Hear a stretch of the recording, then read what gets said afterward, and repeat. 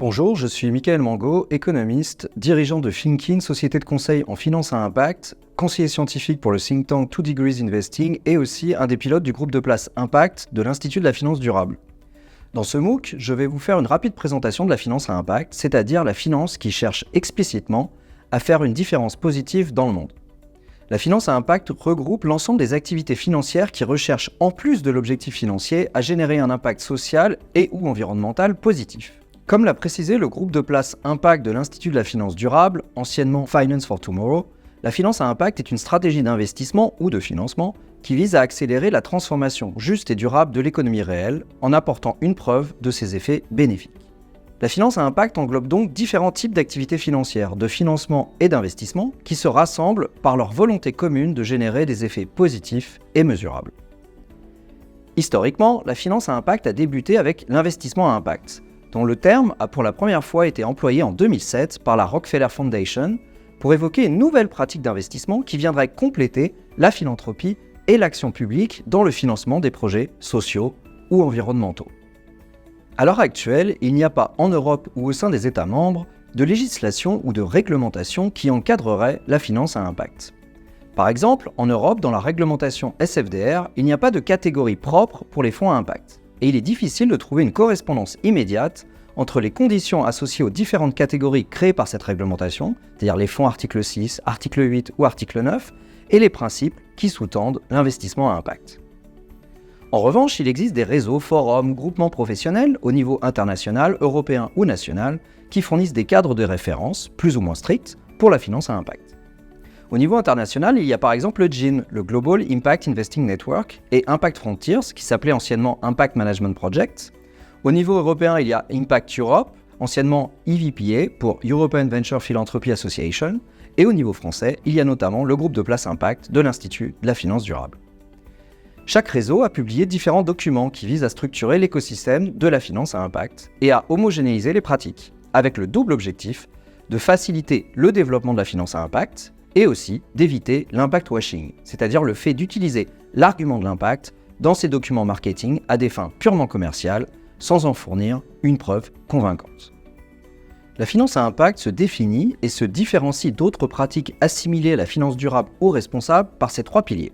Premier pilier, l'intentionnalité. La finance à impact vise explicitement à générer un effet positif, environnemental ou social. Deuxième pilier, l'additionnalité. La finance à impact cherche à générer un effet additionnel, c'est-à-dire qui ne se serait pas produit si les actions de financement ou d'investissement mises en place n'avaient pas eu lieu.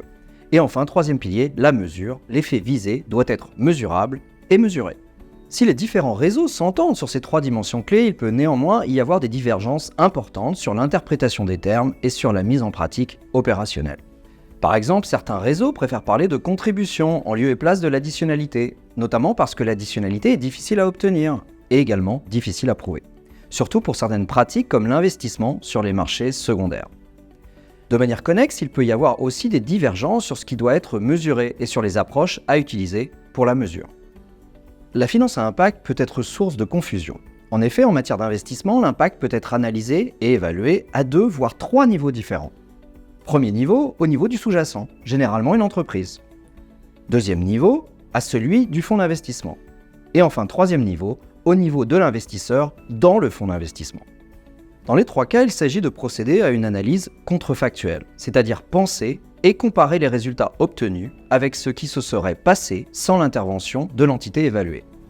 Ainsi, l'impact d'une entreprise, ce sont les effets sur l'environnement et ou la société des activités de l'entreprise par rapport à la situation contrefactuelle où l'entreprise n'existerait pas. L'impact d'un fonds qui a investi dans l'entreprise, ce sont les effets sur l'environnement et ou la société de l'investissement du fonds dans l'entreprise par rapport à la situation contrefactuelle où le fonds n'aurait pas investi dans l'entreprise. Enfin, au troisième niveau, l'impact d'un investisseur dans le fonds d'investissement qui a investi dans l'entreprise, ce sont les effets sur l'environnement et ou la société de l'investissement de l'investisseur dans le fonds par rapport à la situation contrefactuelle où il n'aurait pas investi dans le fonds. On peut se représenter l'impact comme une équipe de rugby. L'entreprise est en première ligne, appuyée en deuxième ligne par les fonds, qui sont eux-mêmes appuyés en troisième ligne par les investisseurs dans les fonds. Pour avoir un impact positif, le fonds doit pouvoir, par son activité d'investissement, augmenter l'impact de l'entreprise investie. Investir dans une entreprise à impact positif n'est pas suffisant pour pouvoir revendiquer mécaniquement un impact positif. Quant à l'investisseur dans le fonds, il n'aura d'impact que si son investissement dans le fonds permet d'augmenter l'impact du fonds. Il faut que son investissement augmente le capital à investir du fonds, ce qui n'est pas le cas pour les fonds fermés. Il faut donc toujours faire attention à distinguer les impacts et aussi à ne pas s'attribuer l'impact d'un autre lorsque l'on n'est pas en première ligne. Comme nous l'avons dit, un investisseur n'a pas mécaniquement un impact positif dès qu'il investit dans des sous-jacents à impact positif. C'est particulièrement évident lorsqu'un investissement se fait sur un marché secondaire. Sur un marché secondaire, l'achat d'un titre financier, que ce soit une action ou une obligation, est une transaction entre deux investisseurs et n'apporte donc aucun capital supplémentaire à l'entreprise. Il ne permet donc pas directement d'accroître l'impact de l'entreprise. L'investisseur à impact doit se donner les moyens de faire une différence, soit en aidant une entreprise à impact positif à grandir, soit en poussant une entreprise à réduire ses impacts négatifs. Les grands mécanismes d'impact de l'investisseur ont déjà été largement documentés et commentés par la recherche académique. Pour l'heure, 4 mécanismes ont été identifiés. Le premier, c'est la fourniture de financement à des acteurs sous-financés. Le second mécanisme, c'est la fourniture de financement à des conditions préférentielles. Le troisième, c'est l'engagement. Et le quatrième, c'est le signalement, que ce soit un signalement par les prix ou un signalement hors marché. Chaque mécanisme vise à apporter une additionnalité quantitative ou qualitative par rapport à l'existant. Dans le premier cas, il s'agit d'apporter du capital qui, vraisemblablement, n'aurait pas été apporté sinon. Dans le deuxième cas, il s'agit d'apporter à l'entreprise du capital à des conditions meilleures que celles qu'aurait offert le marché. Par exemple, à un taux d'intérêt plus faible pour la dette, ou à des niveaux de valorisation plus élevés pour les actions, ou en introduisant des conditions en matière d'impact qui, si elles sont respectées par l'entreprise, lui permettront d'améliorer les termes de son financement. Les deux mécanismes restants, l'engagement et le signalement, ne relèvent plus du financement à proprement parler. L'engagement implique d'utiliser la relation avec l'entreprise investie ou les pouvoirs que confère la détention d'actions pour influencer les décisions de l'entreprise. L'engagement peut passer notamment par du dialogue avec l'entreprise, ou par des votes en assemblée générale, ou encore par du soutien non financier, par exemple en fournissant une aide technique à l'entreprise. Enfin, le signalement, comme son nom l'indique, vise à signaler aux entreprises que leur impact importe aux yeux des investisseurs. Pour envoyer ce signal, les investisseurs peuvent chercher à modifier les prix des actifs sur les marchés financiers ou à faire entendre leur voix dans les médias pour soutenir publiquement ou au contraire pour stigmatiser certaines entreprises. Parmi les 4 mécanismes, le signalement est clairement celui dont l'efficacité est la plus contestée au sein de la communauté académique. Parvenir à modifier les cours des actions ou des obligations d'entreprises multinationales d'une manière suffisante pour modifier leur stratégie est dans la pratique très difficile, si ce n'est impossible, même pour les investisseurs institutionnels les plus importants. Et les campagnes publiques de soutien ou de désinvestissement requièrent d'être très largement suivies pour avoir un quelconque effet, ce qui n'est jamais assuré. L'investissement à impact n'est pas restreint à une quelconque classe d'actifs en particulier. On trouve d'ailleurs des fonds qui se réclament de la finance à impact dans de nombreuses classes d'actifs, que ce soit dans les actions cotées, la dette cotée, les actions non cotées, ou encore la dette non cotée, ou même l'immobilier, les infrastructures. Néanmoins, l'investissement à impact a un habitat naturel, qui est aussi son habitat historique. C'est l'investissement dans les actifs non cotés. En effet, l'impact semble plus difficile à générer pour les actions et obligations cotées. Comme les transactions s'y font majoritairement sur le marché secondaire, les deux mécanismes de financement, primaires, ne sont pas pertinents. Pour ces deux classes d'actifs, il ne reste donc plus que l'engagement et le signalement. Et comme s'y échangent des titres de très grandes sociétés, où la propriété est très dispersée, les investisseurs y sont systématiquement minoritaires et ne peuvent donc pas facilement influencer les cours ou les votes lors des assemblées générales. Cette question nourrit un débat permanent au sein de l'écosystème de l'investissement à impact. L'investisseur peut-il avoir de l'impact et une rentabilité élevée ?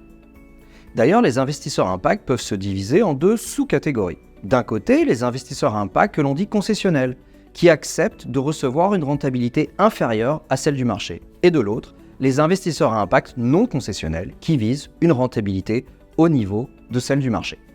Le débat sur la relation entre impact de l'investisseur et rentabilité financière se nourrit d'arguments pour et contre. D'un côté, il est clair qu'un investisseur à impact réduit de fait son univers d'investissement aux seules entreprises avec lesquelles il pense pouvoir avoir de l'impact. Ce faisant, il ne pourra pas créer un portefeuille parfaitement diversifié et dégradera son couple risque-rentabilité, en dégradant sa frontière efficiente. De plus, les mécanismes d'impact ont souvent un coût non négligeable, par exemple l'engagement. De l'autre, il est toujours possible pour l'investisseur à impact de bénéficier d'inefficience de marché, par exemple s'il a une certaine expertise sur un secteur ou une technologie qui lui permet de repérer les entreprises à impact positif qui sont sous-valorisées par le marché. Et la recherche montre que les cours de bourse réagissent plutôt positivement après des engagements actionnariaux sur des sujets environnementaux ou sociaux qui sont réussis.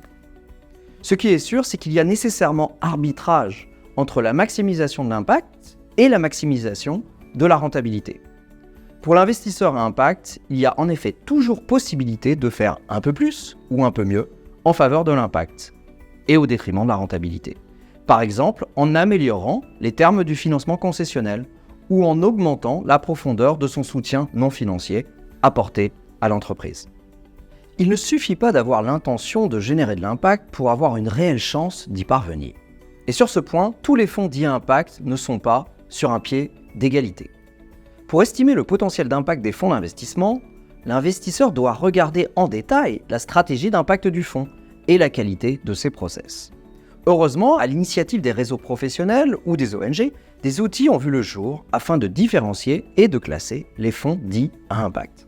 Par exemple, le think tank européen 2 Degrees Investing Initiative a développé l'IPAF, l'Impact Potential Assessment Framework, pour évaluer l'impact de différents types de produits financiers, par exemple des fonds investis dans le côté ou des livrets d'épargne ou même des solutions de crowdfunding, à partir de questions évaluant l'intensité avec laquelle les produits utilisent les 4 mécanismes d'impact identifiés préalablement.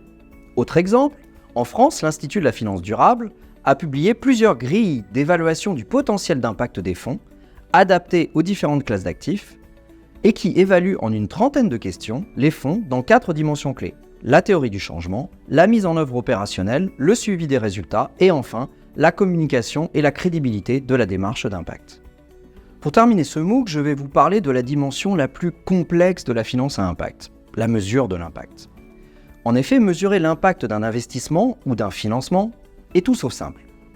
Comme il a été dit précédemment, l'impact d'un fonds ne se déduit pas mécaniquement par attribution proportionnelle de l'impact des entreprises sous-jacentes.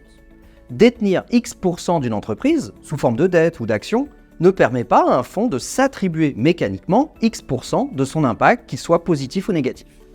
Il n'y a donc pas de raccourci permettant de se passer facilement d'une analyse contrefactuelle lorsque l'on réalise une évaluation de l'impact d'un fonds. Malheureusement, les évaluations d'impact souffrent d'un problème fondamental. Le contrefactuel nécessaire pour évaluer l'additionnalité ne peut pas être observé, car il n'existe pas de monde parallèle dans lequel l'action analysée ne serait pas mise en œuvre. L'effet ne peut pas être observé simultanément dans 2 états différents, avec et sans l'action du fonds. Faute de pouvoir observer le contrefactuel avec précision, les méthodes disponibles ne peuvent être considérées que comme des approximations, plus ou moins rigoureuses. En pratique, il existe différentes grandes familles de méthodes pour réaliser une évaluation d'impact. Celles-ci ont été abondamment documentées dans des secteurs autres que la finance. En premier lieu, les politiques publiques et la philanthropie, qui depuis plusieurs décennies s'évertuent à évaluer l'efficacité de programmes spécifiques, par exemple des programmes d'aide au développement ou de lutte contre la pauvreté ou de stimulation de l'emploi ou de l'innovation. On peut distinguer 3 grandes familles de méthodes. Les méthodes quantitatives, les méthodes qualitatives, les méthodes logiques. Chaque catégorie embrasse des approches sophistiquées et d'autres approches plus basiques. Plus les approches sont sophistiquées, plus elles permettent de contrôler les éventuels biais méthodologiques. Par exemple, de contrôler qu'une amélioration de l'impact d'une entreprise ne serait pas la conséquence d'un événement tiers comme un changement de réglementation. Revers de la médaille, plus les méthodes d'évaluation sont sophistiquées, plus elles sont également lourdes à mettre en place. Il y a donc un nécessaire arbitrage entre précision et faisabilité. Il est enfin à noter que les grandes familles de méthodes sont largement complémentaires. Les méthodes quantitatives répondent à la question « combien ?», quand les méthodes qualitatives répondent davantage à la question « comment ?». Des combinaisons de méthodes peuvent donc être privilégiées afin de fournir un faisceau de preuves crédibles. Il est maintenant temps de conclure. La finance à impact repose sur des principes exigeants, l'intentionnalité, l'additionnalité, la mesure, proportionnelle à la promesse audacieuse qu'elle fait aux investisseurs. Faire en sorte d'avoir un effet positif mesurable sur le monde. Ces principes exigeants sont à voir comme autant de sécurité pour l'investisseur qui serait motivé par un objectif d'impact. Ces principes rendent la finance à impact unique. Elle se distingue de la finance durable qui s'appuie majoritairement sur des mécanismes d'alignement de portefeuille, c'est-à-dire l'exclusion ou la sélection positive, qui ne peuvent avoir un effet positif sur les prix de marché et sur les comportements des entreprises que s'ils sont suivis par un très grand nombre d'investisseurs. L'investissement impact ne pose pas une telle condition, et c'est cela qui le rend si spécial.